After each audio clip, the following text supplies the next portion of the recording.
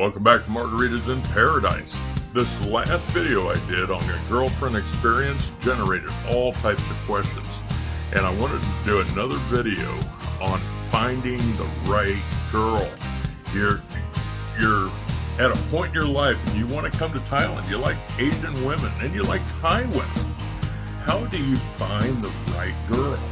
And what are some of the flags that maybe you're looking in the wrong area, okay, or you're looking at the wrong girl? And we're going to go over those flags today.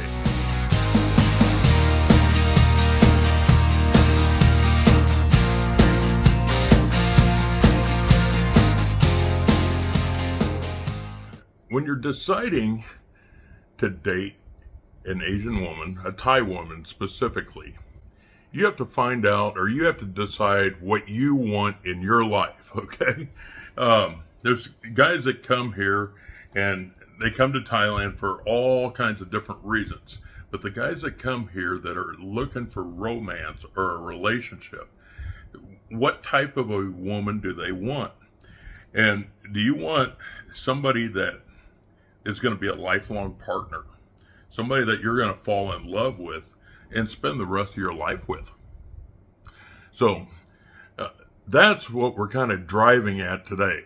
I want to do is present you with the ideas of things to watch for, the flags that are waving in the wind that are saying maybe things are not right. When dealing with the Thai woman in general, there's a lot of common sense that goes into any type of relationship. Think with this head, okay? Don't listen to, think with this head, okay? Think with this head. If it doesn't make sense, it's probably not right. All right, so without further ado, the number one thing that you definitely don't want to do is date a bar girl. I'm telling you, you can have all the fun you want. If you're looking for a long-term relationship, the chances of you finding somebody that works in the adult entertainment arena, that includes, I would throw in there, don't date somebody from a massage parlor. I would even go as far to say is don't date somebody that knows somebody working in the adult nightlife arena, right? There's plenty of other people out there, and we're in Pattaya, Thailand. There's a whole country of towns and cities all across the country that have probably millions of beautiful ladies out there just waiting to meet you. All right. There's only a small percentage that don't work. And the small percentage that falls into scams, kind of like when we were talking about Brett in the last few months in the videos on getting trapped into a relationship. That was a major scam, and that happens a lot in Thailand. But it doesn't happen for the most part. I know that you've heard me say before, or heard the term, she's different. Yeah, she's definitely different. Okay, so we're looking for the good girl, okay? Who are the good girls out there? How many good girls do you know? If you've had a relationship where you've met a good girl, please put it in the comments below. Let us know about it. All right, number 2. I would never consider dating somebody unless she didn't have a day job. All right. If she's going to sleep until 4 p.m., the chances of her having time for you is going to be slim to none. There's potentially companions out there that come from a rich family and they don't have to work. All right. So if they're not working during the day, it's a major red flag. Now, there's going to be other possibilities out there. I mean, it could be a college student, for instance, that's going to school every day. Okay, and that's a possibility. Number 3, if you're seeing somebody that has more than one phone, okay, if they always have 2 phones with them. Now, the thing is, in Thailand, most people cannot go without their phone. They're always on their phone. But if somebody has 2 phones, are there reasons why somebody would have 2 phones? Well, sure. maybe one's a personal phone and one's a business phone. Okay, if it's a business phone, what kind of business is it? Okay, and if it's a business phone that they're not answering, but it's continually having notifications while you're there, what's going on with that? Number 4, somebody that's traveling all the time. Now, if you met this beautiful, let's say 21-year-old girl, and you met her here in Pattaya, and she's spending a week in Koh Samui, and then she's off for another week in Phuket, and then she's gone to, let's say, Dubai. Most people can't afford to travel like that. And if they are traveling, how are they paying for that trip? You know, too much travel for the typical Thai person, okay, is a major red flag. Major 5. Okay, number 5. If I'm in Pattaya and where the English language, for instance, a lot of people speak it, more than likely, let's say somebody that's in a university or even well-educated in high school level education, they're taking a foreign language course, minimum of 1, probably English or Chinese, could be even Russian, maybe even German. The older a person gets, the more of a foreign language they know.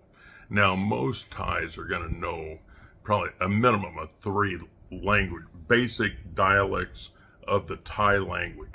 If the person I'm trying to have a relationship with doesn't know the English language, it's a red flag for it. Trying to communicate with that person using Google Translate for the rest of your life is going to be tough. And you know, I was very fortunate when I was married. The person I found that I thought was going to be with me for the rest of my life ended up, she was self-taught English. She got on YouTube and she was able to teach herself English. I was so proud of her because how dedicated she was to that. But not everybody's going to be like that. Okay. And nowadays with education being such a strong thing here, Thailand's so much different than it was 20 years ago. 20 years ago, you had so many people that only had maybe a 12-year-old education, okay? And now, instead of 12 years of age education, now it's 12th grade. You know, they have a high school education. And so many more are going to college and universities, more so now than ever before. Most Thai women, okay, know the stigmatism or the reputation of other Thai women for dealing with foreign boyfriends. If you're dating somebody, okay, a good girl will eventually want to know your past experiences. Have you ever been with a Thai woman before? Or have you been married before? Things like that. Somebody that's not necessarily a good girl, more than likely she doesn't want to talk about another lady. I always found that it was a negative thing to bring up another lady to a girlfriend unless I was asked by that person about it. And then you have to tread very lightly in that scenario. So again, the person that you're pursuing in a romantic relationship doesn't ask you about your past experiences, I think there's a red flag there, okay? They want to know if you were married before. They want to know, you know, it's like family. They want to know if you have children or not. And family is everything to a Thai person. So they're going to want to talk about that eventually. Maybe not the first few dates, but eventually they're going to want to talk about it. Right. If she tells you that she doesn't like Thai men, there's a problem. I hear this all the time, but I hear it from bar girls. When I owned a bar, I would say that 90% of the ladies that worked in my bar all had Thai boyfriends, even though they always told all of their customers, I don't have a boyfriend. I don't have a boyfriend. I don't like Thai men. It's the money question. A real Thai woman, okay, somebody that's in it for love, is never going to ask you for money right away. If you go out with somebody and you have a great time and you take them home, that sort of thing there, if they put out their hand wanting something from you, okay, a monetary donation or anything like that, that's a major red flag, because no real girl is ever going to do that. Now, there are exceptions to that rule, okay? Now, if you get to know that person for a long period of time, and you're taken into her family, into her circle of friends, okay? You're a trusted person, a trusted resource within her family. And sometime or another, something's going to come up. There's no doubt about it. More than likely, things come up in your life too, so where you need help. And she very well may indeed ask you to borrow money or something like that. Your mom gets sick, who knows? Or she's short on a motorbike payment, or who knows what it could be. It could be many, many things, and you're going to have to make that determination. The main thing is, in a real relationship, that's not going to be a normal daily thing, okay?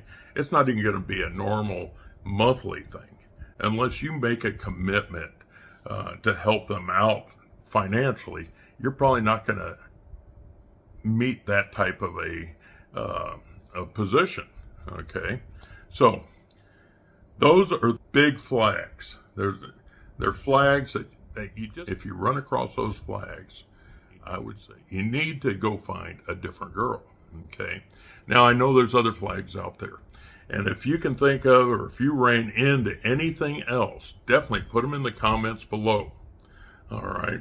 Now, don't forget to give me a big thumbs up, and hit that subscribe button, hit the bell right next to it for future videos, and see you next time. All right, bye.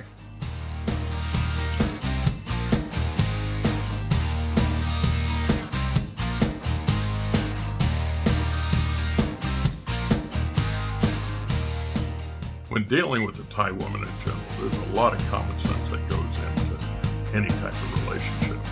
All right? Think with this head, okay? Don't listen to,